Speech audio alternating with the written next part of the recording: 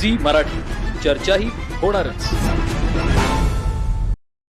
गरीब परिस्थितीमुळे सीए होण्याचं स्वप्न अपूर्ण राहू नये यासाठी आईबाबा फाउंडेशनतर्फे गरजू व होतकरू विद्यार्थ्यांना सीए शिक्षणासाठी शिष्यवृत्ती देऊन संपूर्ण खर्च उचलण्यात येणार असल्याची घोषणा करण्यात आली. हा उपक्रम लोकनेते दयानंद काणेकर यांच्या वाढदिवसाच्या निमित्तानं आयोजित करण्यात आलेला भव्य करिअर गायडन्स कार्यक्रमात जाहीर करण्यात आला.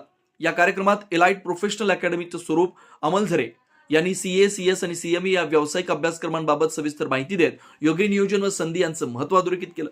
तसेच शिवशंभू अकादमीचे अजित नेवगे यांच्या पुढाकारानं विद्यार्थ्यांना करिअर विषयक मार्गदर्शन करण्यात आलं. या कार्यक्रमात भारतीय सैन्यात भरती झालेल्या विद्यार्थ्यांचा विशेष गौरव करण्यात आला. यासोबतच गरजू विद्यार्थ्यांसाठी शिष्यवृत्तीची औपचारिक घोषणा करण्यात आली.